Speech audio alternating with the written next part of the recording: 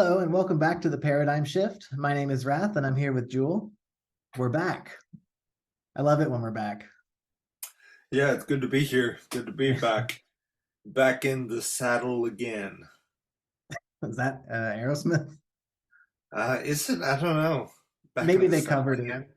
Yeah, I I don't know. know. I thought it was like some like old timey cowboy shit, like Maybe one it, last ride. You know? yeah. I think maybe Aerosmith covered it. I don't know. Because when, Okay. when when I hear that, I hear like Steve Tyler being like, "Wah," like a cat. Yeah, it does sound right. Yeah, that sounds appropriate. Yeah. Um, okay, so today we are continuing with our discussion of Steve Madison's The Musical Theory of Existence, Hearing the Music of the Spheres. This chapter is called Music and the Will, and we're going to be doing part one today and part two next week. So strap in, and here we go. We'll start off with a quote and discuss it. So one thing I did think was interesting that I kind of wanted to touch on was Schopenhauer's uh, some of his statements regarding words set to music and how he feels um, in order to be true to the spirit of the music that it is working with, it should always be subordinate to the music itself. It should always support the music. And let me find this part of his quote right here. This is the origin of the song with words, and finally of the opera, the text of which should therefore never forsake the subordinate position in order to make itself the chief thing, and the music the mere means of expressing it. And a little bit later, Steve Madison says, imagine a music that started with words rather than music. How could it ever be true music? So I just thought this was really interesting. There's like multiple angles I think that we can like take here, because I do agree with this sentiment that um, whenever you're pairing words, lyrics with music, it should be somewhat subordinate. You should know what you're trying to say musically, and then whatever word should support that and like open that up and elaborate on that. It shouldn't be your primary focus. Um, I believe should not be on the words themselves. And I think um, if you look at like modern times and modern music, I think that is very much what um, it has become. Like people, they all they only a lot of people only care about the words. The music is like music, like background noise to them. They only care about it could be like a breakup song or something, and that is all they care about. Oh, I can relate because I broke up once or something like that, and it's like that is what makes them like or dislike a piece of music, the lyrics, whether they can relate. And I think that is wrong. I think that is sad. Yeah, I think a good lyric is exceptional and it is amazing. So I'm not trying to put that down, but like this, how we experience music, I guess, as a people, I think it's very unfortunate that that is the case, that lyrics are the primary focus for many. Yeah, I think like it speaks to the modern songwriting technique of trying to hook your fish, your fish Yeah. being the listener. And like any girl that listens to Taylor Swift, like 16-year-old girl, and is like, this song's about me and Charles when we broke up. Like it's that's how it starts. It starts with the lyric. It doesn't start with the music per se, because the way it's written is, again, to hook a fish. For Schopenhauer, music didn't express this or that particular, as Madison says he says. And I think, when you're getting into lyrics, you're starting to tell people what to feel, as Yeah. opposed to letting them apprehend the music emotionally. And you're like telling them what the song is about. And like it's like, oh, this is a song about like how I went to work and I had a bad day. It's like, and all of the majesty and like magic and the sort of um how music moves us and it touches the emotions, I think can be robbed if you look at it that way. Um, Yeah. I mean, yeah, go ahead. Dead Mouse, funny, he at some point when he was upset about the direction of electronic music, but he said, it's pretty lame that the song has to tell you at what part to clap to. Yeah. And yeah, or like you have literal clap samples that Yeah. are, cueing the audience to enjoy this part in this particular way. Yeah.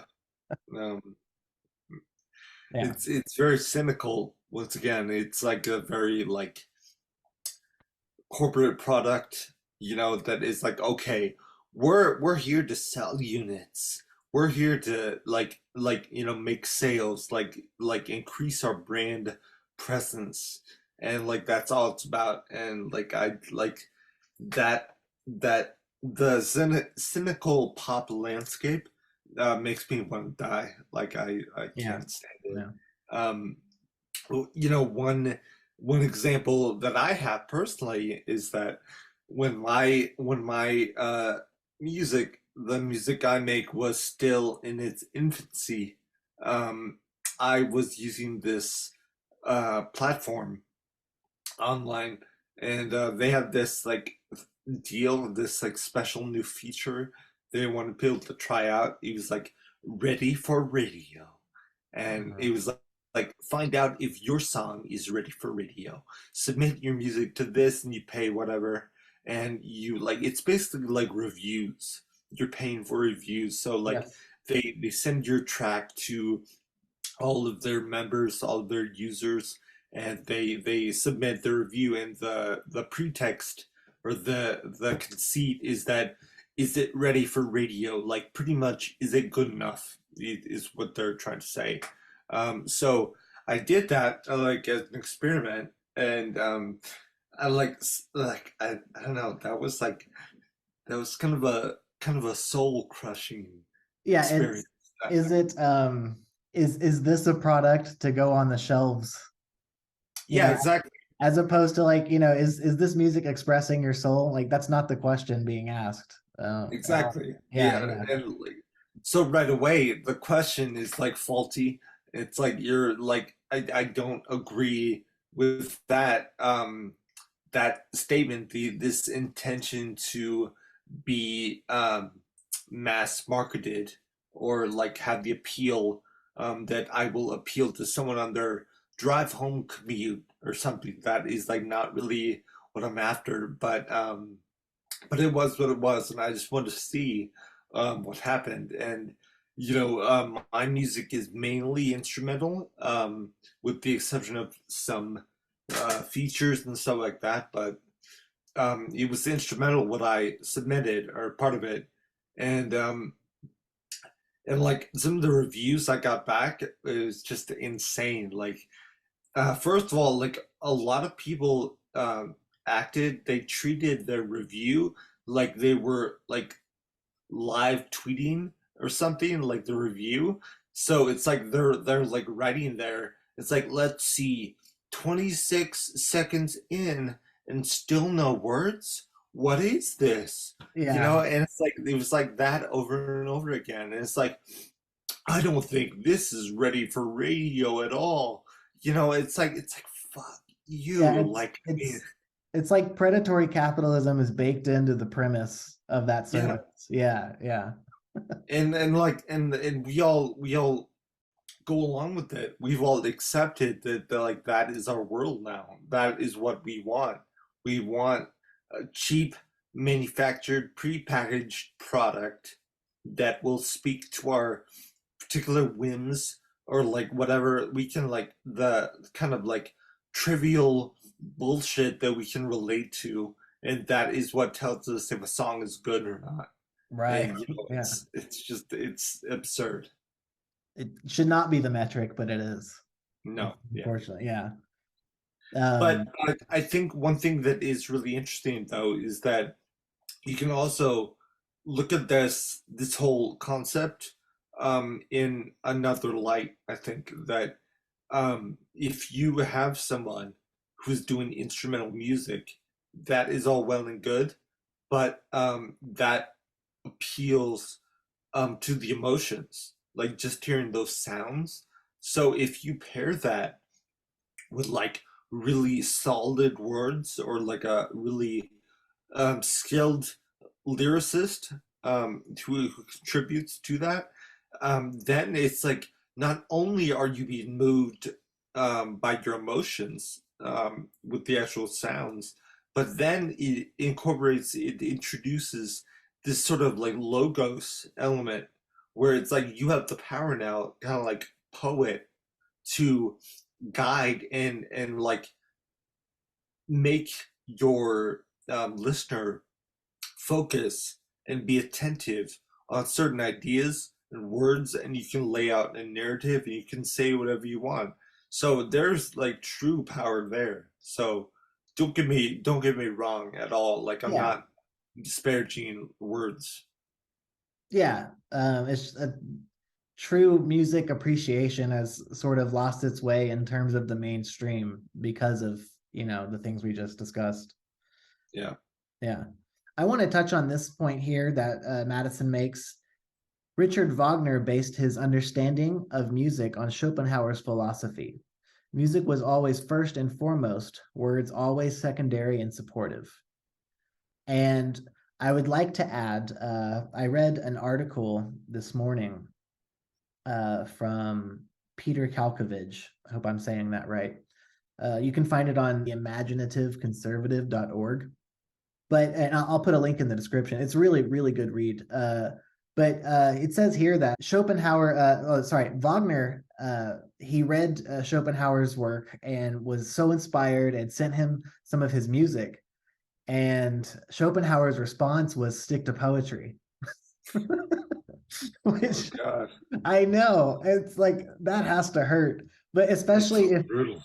yeah, like you're like, oh, this person, he gets me. He'll understand my art. I must send this to him. And you know, for Wagner, I think his big thing was, to get the person to experience just this overwhelming, I don't want to say like just like to submit to Wagner in the moment, but that's what happens, if you go to like a Wagner opera and it's like 4 hours long and it's just this wall of sound and it's like mostly harmony, he's really communicating to your emotions directly, and the words serve the, I guess, the purpose of continuing the story, which he wrote, and he based a lot of his work on previous, epic poems, but all of it was secondary to the music. It all served this great masterwork of his music.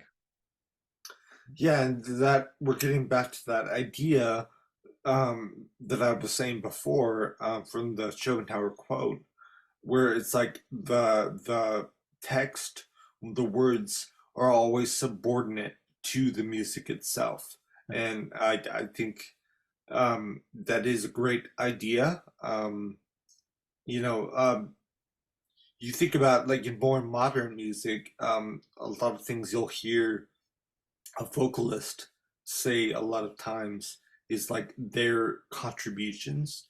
They are trying to serve song. They're not trying to make it all about them. What does the song want? What does the song need from Right. me? Like that kind of thing. There are exceptions, of course, because like um, hip hop, I think in its purest form, is like poetry set to rhythm, Yeah. set to music. And, it's like instrumental hip hop beats. They're great, and I like listening to it. A lot of people do. But there's like it's not a 50-50 split in terms of the responsibility or the weight. The weight is more on the words, the lyrics. And I think like when hip hop is done well in its pure form, it's that is like absolute magic that happens. So um I mean there are exceptions. There's like this I think that's why we're talking about these things because it's nuanced. It's not like a clear cut answer for one and for all. Yeah, yeah, definitely. Schopenhauer says that if we fully understood music in a manner akin to understanding Plato's ideas, we would then be able to understand every instance of music, every particular of music. We would understand the world of music just as we understand the world of ideas, and this understanding would also be a means to understand the world of ideas since the musical world parallels the world of ideas. And then we're going to skip down a little bit. Steve Madison says, this is a fantastically important point in relation to ontological mathematics. The central assertion of ontological mathematics is that a full understanding of the language of the noumenal mathematics, in fact, provides a full understanding of the phenomenal world, since the latter is entirely derived from the former. For Schopenhauer, music was a copy of the will. So if you understood music, you would understand any instance of music. And so if you understand, and Madison saying, if you understand Aunt Math, you understand anything in the phenomenal world, Yeah. any particular, so to speak. Yeah, because everything it's all derived from that universal Yes. concept. Yes. Thank Like you. like in like Plato's ideas, all of our intellect, all of these ideas can be comprehended intellectually because they are the origin of what we do you know what word I'm looking for? They're like the so I have it in my mind. I just want to make sure I don't I would say say it like incorrect. the ideas precede the expression of themselves. Yeah.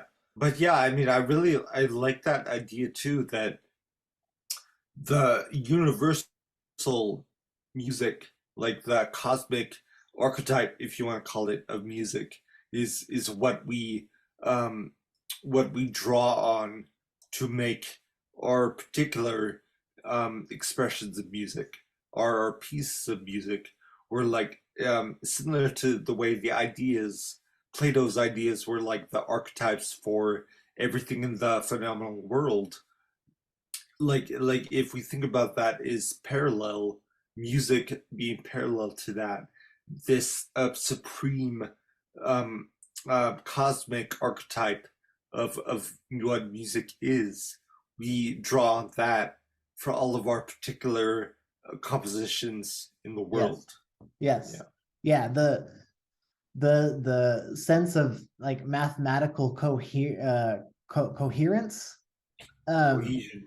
cohesion. Yeah. The sense that it all kind of is like this equation that has a solution and it arrives at that solution. Yeah. Um, like that's all kind of built in to like the universal idea of music. And then when you have your particular expression of it, like you need like stringed instruments and things to Yeah. blow in and things to beat on, to create that in the phenomenal sense. Yeah. But all of that already like pre-exists, whether or not we're expressing it. And so Yeah. a good composer or just songwriter in general is kind of capturing those things that exist. Or I think at least striving to, Yes. they're trying, like we were saying before, trying to like searching, like on a quest to capture those kind of archetypal supreme ideas of this supreme notion of what music is, at its in its purest form, what Yeah. it could be. You're like really trying to achieve something there. You're trying to draw from that as opposed to completely cynical, just like, oh, little song here, like there you go, you can like sell that to a commercial or something. Yeah. It's like it's you know It's the opposite Well, of that. quick point here that Madison makes, and we've touched on this in episode one with Christina mentioning the periodic table and kind of asking how does that relate to music. So Madison says, imagine if we had a periodic table of musical elements describing musical atoms and their means of interacting with each other. I used an example of a chord last time, and that example works, but I think I found a better one from this article I was reading. This is the Peter Kalkovich article, Schopenhauer's Will and Wagner's Eros. So Peter goes to say, tonal refers to, sorry, let me tell you what it's about. So my example this time of, analogous with atoms combining is tonal resolution. And Jewel knows what that means, but I'm going to explain it using this quote here. Tonal refers to the rule of a single tone, the tonic or keynote, to which all the other tones in a tonal work point, or as some prefer to say, the centrality of the tonic triad, the one chord. These tensions compose the major scale and cause it to sound like a journey with clearly defined stages and a predetermined end. 1, 2, 3, 4, 5, 6, 7, 8. Tension is especially urgent in degree 7, which strives towards 8 as desire craves satisfaction. So I have a little keyboard example here. I'm just going to play the major scale, but you don't have to look at it. I just want the viewer to hear this and just go through this, experience this really quick, because I think this is a much better example of how electrons of a certain atom might be attracted to another atom's positive nucleus, and that's how they combine. They're sort of solving an eternal equation, not internal equation. They're self-solving. So I'm just gonna what do you want to happen right now? Something needs to happen. Yeah, For yeah. sure. Yeah. And so this pull from 7 to 8 is like those electrons, combining with other atoms to create molecules. I think that it, again, just when you go on this journey, it has this predetermined end, and you go, that's not over. I'm sure that's driving you crazy. It's driving me crazy. Yeah. Yeah, yeah. You want to go, and that completes it. And I think that's what atoms are doing in a purely picture thinking remedial sense. Sure. Yeah, yeah. I wanted to add that in. I think it's a better example of the periodic Well, yeah, table. it's like a magnetic pull almost. Yes, Like you, yes, you feel like you're like being pulled toward resolution.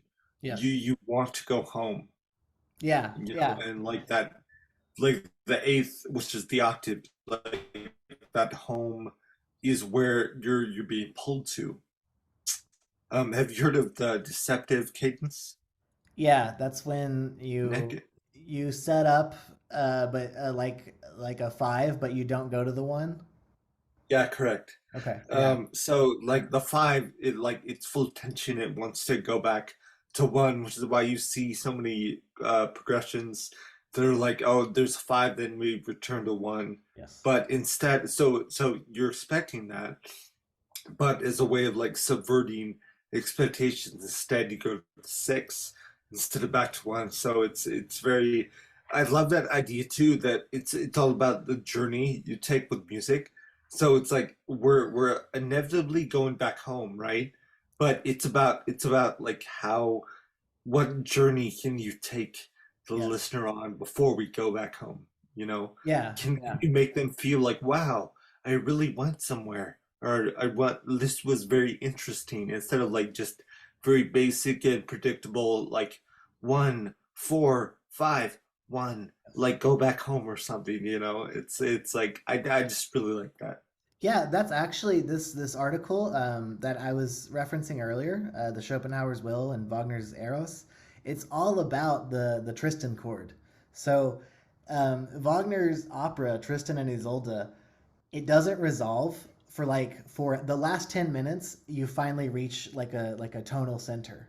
So I can't play this. Hold on. Well, I mean I can, but I don't want to butcher it. Hold on.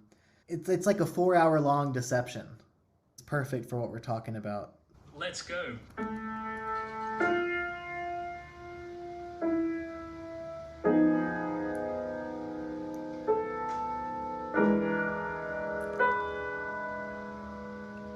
And it's like 4 hours of that. You know, Damn. it's yeah, it's ambiguous. You don't know where we are the whole time, and Yeah. that's yeah, it's symbolic of unfulfilled love. You know, these two characters are in love, and they can't be together. So they eventually, they escape this world so they can be together in death. But you have 4 hours of not knowing or not getting home, and it's like that's why it's Yeah. awesome. And you do kind of like that chord that he just played. You do kind of feel like you're lost. You're like drifting somewhere, and you're Yes, like, okay, like you want you like you yearn for that resolution within you. yes, and that's what makes getting like when you finally get that resolution after 3 hours or 3 or 4 hours, it makes it that much better. Like it's you've been dying for 3 hours. That's a tall order though. Like 4 hours of like tension, like looking for some kind of resolution. That's a Yeah, lot to ask, but you know, if you pull it off, then like yeah, that is exactly. great. Really, really cool. um, we actually have another. We'd like to talk about another Wagner piece. There is and we'll do it at the end of the video. But there is an entire chapter here on Parsifal by Wagner. I think it was his last opera. Let me fact check that. Yeah, yeah, okay, Parsifal. Um, there's a whole chapter in the musical theory of existence, hearing the music of the spheres. Um, on Parsifal, and I would love to show it to you, Jewel, the final scene, and get your reaction to just like what we were saying before, that the music is important and apprehending that emotionally and just kind of letting Wagner do Wagner's thing to you, and you don't need to know the words. It's a really crazy experience. We will get to that at the end of the video. I think I have one more quote I'd like to discuss before we get there. Music, when properly broken down, reduces, like everything else, to sinusoidal waves. Every wave function is a kind of music, albeit our ears might not be able to register it, but we could build instruments with a much wider range than our ears and interpret every wave function musically. Um, I think you made this point in the first discussion. Actually, was at the end of the day, it all breaks down to sinusoids. Mhm. Uh, Yeah, like that is like so interesting and like so I'm looking for the word here. It's escaping me right now, but I just think that its music is like everything else, literally like everything breaks down to sinusoids. yes. So I mean like I have like I feel we have um more hands-on experience with that than others would because we are actually in there and we can see how everything is a wave. Everything breaks down to sinusoidal frequencies, and you know, like the we were saying, the waveform is just a collection of frequencies spread out over time. You know, so it's very powerful idea. I think when you really just grasp that what we think of is like this sort of transcendental thing, music, it like moves us, it can like bring us to tears, it affects us in such a profound way that we don't always see coming. Um, like even that such a bold and powerful emotional instrument, I guess you could say. Even that breaks down to sinusoids as well. Um, Yeah. I think that is wonderful to think about. Yeah, that's the, the overall point, and this book makes many points, but the overall what you're supposed to get from this is that right there, that just Mm, like, everything else, music breaks down to sinusoids. That's yep. that's the most important. Yeah. Um, okay, do you want to check out Parsifal? Yes. Let's do it.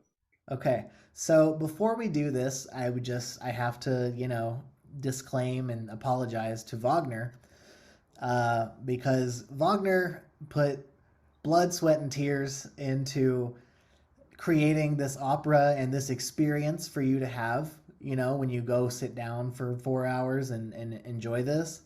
Um, and we're just going to skip to the end. So, spoiler warning first. We're just going to watch the final scene of Parsifal. And that may seem sacrilegious to some. Perhaps it is. But, you know, like David Lynch, for example, like just speaking of like creative giants, Mm, David Lynch thinks it's disgraceful to watch a movie on a cell phone. So, yeah. yeah. So, imagine what Wagner thinks of YouTube. you Yeah. know I know. yeah, so I just I apologize, but we live in But 20. also we have to figure too that this is the modern world that we live in now, and like how many more people are exposed to different things because of this convenient technology. Yes. Yeah, no, I'm not saying Wagner would be right in hating YouTube. I'm just saying he probably would. Yeah. Yeah. Yeah. Hey, um so real quick, what is the name of that? I think it's like Thus Spoke Zarathustra, that the piece they used in the beginning of 2001. yes, yes. Do you remember what that is? What is that Yeah, it's called? it's I think it's also Spracht, Zara. You sent me a Richard. Yeah, I did. I can't remember the composer's name. Strauss. Strauss. Okay, that's it. All right, yeah. All right. Anyway, I was just wondering. Go ahead. Yeah, yeah. No, that was a great thing. I appreciate you sending me that. That was amazing. Yeah, what's the name of that guy, the Leonard instructor? Leonard Bernstein. Right, like he's so good. Let me make sure his first name's Leonard, because I if think it anyone wanted, is. okay, if anyone wanted to check that out, they should be able to. So yeah, Leonard Bernstein. He does an amazing explanation. Like he goes on the journey of that Strauss piece, the also Sprucht Zarathustra, um, based on Nietzsche, and it's about this. From what I remember, it's about this, like, the fact that man is human but also divine. I don't remember entirely what the lecture was, but it was amazing. Watched it a few years ago. Definitely really good. Okay, I'm gonna pull up the final scene of Parsifal. Spoiler warning, I'm gonna give you some context, and then we're gonna Mm, watch it. Final scene. A little backstory, so you know sort of what's going on, the viewer, especially. So Parsifal is a knight of the Holy Grail, and when he meets the Grail Knights and the Grail King, he's just a young innocent fool, of a child. He's like hunting pheasants or something, and stumbles upon the Grail Knights. And there's the current Grail King, Amfortas. He's mortally wounded from being stabbed with the Spear of Destiny. So this evil magician Klingzor, and this evil witch Kundry, like, kind of team up, and they basically seduce the Grail King and steal the spear and wound him. And so it's this magical wound that will not heal. Amfortas, this whole time, he's miserable, because not just the wound that physically hurts, it's the shame of losing the spear. He wants to die. It's really sad. But anyway, how Parsifal becomes the Grail King is by retrieving the spear, defeating Klingzor, and then that's how he becomes the Grail King. So that's what we're gonna watch here, is this little scene. I'm sorry if I butchered that breakdown. I'm just trying to bring you up to speed, So everyone. you said that the king who's wounded, um, he also fell victim to that like lady of the eating, whoever Yes, the yeah, lady. Does he also like feel shame because of that? yes, yes. That's, Okay, like how could he be so foolish? right, You know, right. yeah, and that's how the spear was stolen. But anyway, so Parsifal gets the spear back, and by that right, by that action, he's proven to be a worthy Grail King. So we're gonna watch from there. So we'll jump through here again. Look at this. I don't know if that looks familiar to anyone. Eyes wide shut, What? kind of.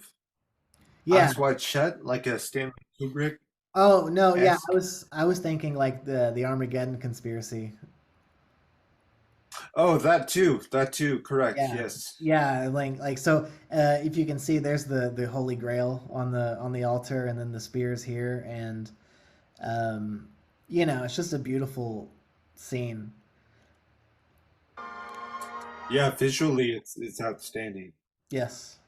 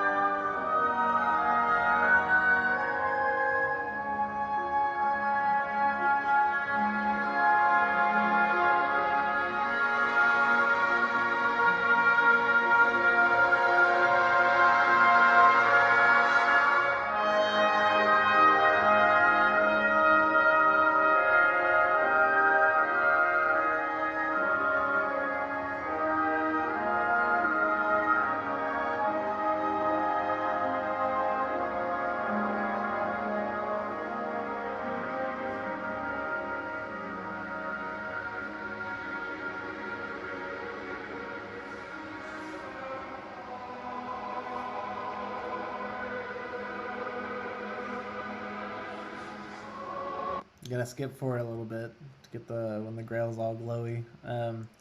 But yeah, I mean, it makes you wonder, like, where'd Wagner get these ideas from? How did he know what that scene's supposed to look like? You know, Yeah.